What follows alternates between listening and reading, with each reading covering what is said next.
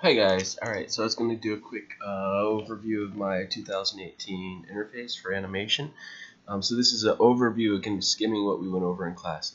I've just opened up Maya. This should be the default settings as is.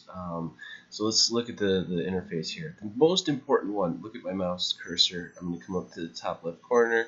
See the one that says modeling.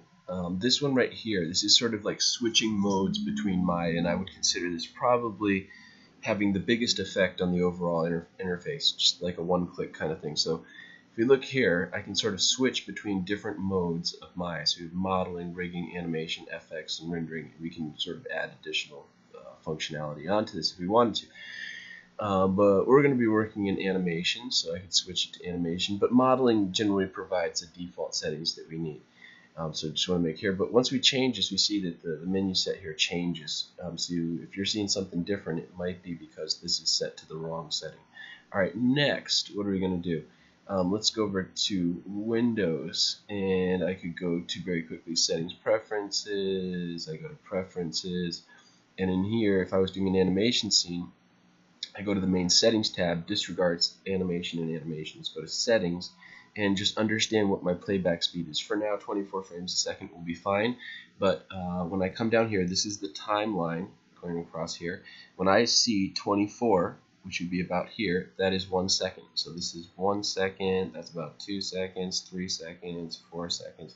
So I can just see and understand what time is. When I see this, I'm understanding how time is. So that's set to 24 frames a second, and the next thing I would look at would be the units of measure, which is in centimeters. I'll change it to inches. We can see the grid changes with it. Hypothetically speaking, each one of these should be set to 1 inch. We could modify that. You could be looking at subsections, but by default, it should be set to 20. Each unit is an inch. Alright, so this looks good. And then other things, if you're having problems with it, I can always go to Edit and Restore Default Settings. That'll do the whole thing for Maya. It won't fix everything, but it's a start. Alright, so let's close this out. We've got our basic scene. Things that I want to know when I'm kind of working here. Maya's node-based structure, and we're able to edit these nodes through these different windows that they're giving us here. So this is the attribute editor right here. So I'm in the far right top corner. This one right here is the attribute editor. It's only going to display something if I have an active object in the scene. Nothing is selected, hence nothing is displayed. I go to create over here, top left, and I'm going to make a polygon primitive. Let's make a cube. There's our cube. Now we see if I unselect, nothing's coming up here in the attribute editor. If I click on the object, we see the attributes of that object. And we can see that these are little nodes making up the object, so they're storing information about that object and the attributes of it. And we can edit those attributes through this window. But what they've done for animations, they've made this window. If we keep going all the way to the very, very far left or right here, this is the channels layers here, and this would be the channels, and this is the layers. You might be thinking, but these are attributes of this object. They are, you're correct. But they've made it a specific menu to get at the channels which are going to be attributes, which are going to be animatable. These would be the most commonly sort of keyed out channels that we'd be doing for animation. So they brought them to the front. You don't have to dig through 50 different sort of like little packets of nodes to start keying stuff out. We brought it right up here. So translate X, Y, and Z. So you could translate here, and you can translate around, blah blah blah blah blah. Rotate, translate, scale. You should be able to figure this out. I don't have my 3 mouse button with me. I do here. So give me 1 second. I'm plugging in my mouse, and I'll show you here just very quickly. All right, so my mouse is in.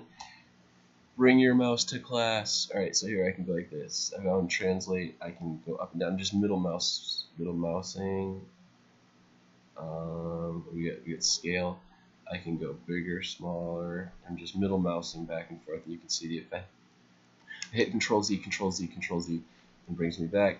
I select again. One quick thing to note: when I'm selecting this object, we need to be in object mode, which would be the object would be selected as green. If I'm seeing it and I'm seeing something, and you see it just changed to light blue on the edge, the edges are light blue. This means I'm in component mode. And we can also see that if I go to the attribute editor, nothing's coming up. It looks like it's selected, nothing's coming up. It's because you're in component mode. I go to object mode, I right click on the object, and I pull off, I mouse over object mode, and then we can see the components come back up. So mainly for what you guys are going to be doing, probably going to be in object mode most of the time, so just make sure it's green when you're making those selections. Alright, so we've got this here. I'm going to go W on the keyboard. You can kind of position this like this. If I was fancy, I could go D, V, and now I can snap the pivot to the base of the object, and then I can go X for grid snap and snap the object to the grid. So now the object, this cube, is lying exactly on the grid. I'm going to go Control D, duplicate the cube. I'm going to go I'm going to go DV, snap up to the base. I can go V snap, which is point snap. So I'll snap the surface of this to snap the surface of that. V snap up. We can delete that. I don't even know where that came from. I can go R, and it should scale out, right? So there's our table. Alright, and now this is exactly where the grid is, and I can bring the table up like that.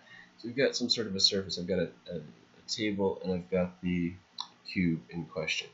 Alright, so now what I'm going to do is, let's animate this cube. I select the cube, and we're going to be doing keyframing. The general workflow is going to be, first, adjust the playhead. This is the playhead. This is the movement through time right here. Adjust the playhead. We're going to start at frame 1. So I move the playhead to frame 1. Next, once the playhead is in position, I adjust the object or the content. So whatever it is, I pose it out in the starting position. So this will be the starting position. After I've done that, in order, first keyframe, second object, and then I key it. I can press the S key. I'm going to bring up the channels layer just so we can visualize this. Watch this channel right now. So I'm about to press S. I press S. You see a little red line goes across here. I just keyed out all these channels. This is a sloppy way of keying, but it's an introductory way. You can also see there's a red mark now in the timeline. So 24 frames is 1 second. So let's say it takes about, I'm going to start eyeballing it, 2 seconds. I'm going to go W on the keyboard. We're going to drag this thing over to here like this. I have auto key turned on, so just moving it and letting it go is automatically setting this key. I don't think you do, so I can turn it off. If I want to delete this key, I can hold Shift, click on top of it, right click, and then delete. There we go, and it goes back. Auto key is off, so we're back to the beginning. I'm going to move it out to the edge like this, and now I can just press S again. So now we get the next key. If I take the playhead and I move back and forth, you can see that we can scrub through. Now we're going to create this little bit of movement, so I think it's going to take this far to tip. What I need to do is I'm going to key out the rotations. It's already keyed out, so I'm okay. Just make sure you have a key there for an anchor point. At this point, I'm going to go E on the keyboard, and I'm going to go like that, and I'm going to go S again, and let's go over here.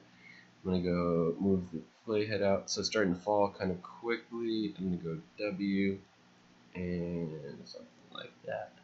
And I'm going to go S again. Let's see what it looks like. And then I can take this little outside marker, bring it in there. So what I want to do is, this is the range slider right here. I can pull it in, out, and I want to just kind of end on the last frame. So you can see that is the last frame right there. I'm going to move it to the beginning, and let's hit play and watch. It's going pretty fast. That doesn't look realistic. That's not 1 frame. What's happening? The playback speed is off. So let's adjust the playback speed. I take my mouse, I mouse into the timeline, I right click, I go up to playback speed, and I go real time right there. So this should actually play 24 frames a second. There we go. Alright, so then what we could do is, if we wanted, you get to here, this is the tip. It's going to flip off. What's happening is I've got keys in the rotation here, but I want to make it look like it's sort of spinning as it's falling. I have to delete these keys because it's anchoring it in space. It'll actually, if I was to make it start flipping forwards, it'll flip back so that it ends in this position. So what I can do is I can go across these ones like that, the rotation value. 1, 2, 3, 4, like that. Right click, and then I can go delete selected. There we are.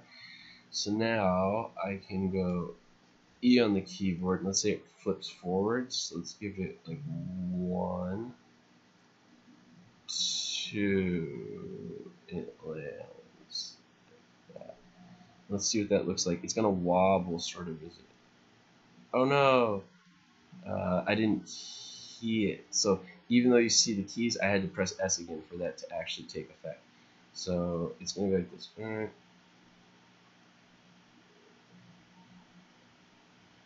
And at this point, we lost the key right here. I blew all the keys out on this. I didn't do a specific keying. Bummer. So like let's go like this. I'm here. It was here. It goes to here. I rotate forwards like this. I go right click, key selected. And then we go to the end here, and I'm gonna go rotate. Let's just see what that looks like. It's a 720.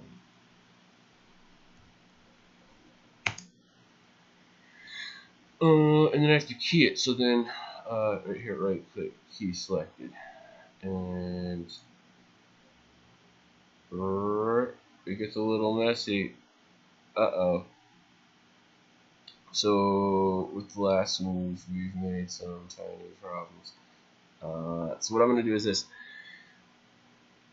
I am going to delete the last keyframe. Control Z, Control Z, Control Z, Control Z.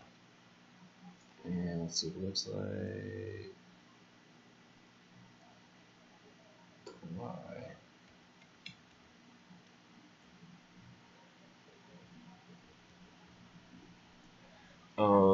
Let's go like this. Straighten it out. So let's make it 0. So now it's flat on the table. I have to key all these back out again. Right click, key selected. It gets to the edge. I have to go right click, key selected. It goes to here. And I'm going to go right click, key selected. Issue is right now to make this thing fall properly. The pivot is at the edge, and the pivot needs to be in the center. There's rigs that we can make to do this, so we would basically make a specific model so that it can kind of fall and tumble. If we're doing it this way, sort of by hand, we have to kind of fake it. So what I'm going to do is let's just do like 1 rotation forwards like that, and then I'm going to go key selected. Better. Okay. Well, alright, so let's play it. It's okay. I mean, for just sort of by hand in a few minutes, it's not too bad. I expect more from you. Be creative, really push it. That'd be great. Now we need a play blast of this thing. So, as I said, you're on a photo shoot. Like, make it look dramatic. Give me the drama or something. I don't know. I always move around a little bit. Where's he going to end up? I like to kind of get the scene worked out so I can see like he's going to land here. Or something like that. Alright, this is good enough. And that's going to be the shot. Get there. Okay, now let's play blast it. So to play blast, right click in the timeline, play blast. Go into the settings. It's set to QuickTime. MPEG-4 encoding, 70% quality, 50%, so it'll be 50% side of the screen, which is fine. And that should be good. Browse, where's it gonna put it? Let's see, I'm gonna put it on the desktop. I'm gonna call this underscore cube. Falling cube on the desktop. And let's go back. And there we see the movie comes out. And there it is. Oh.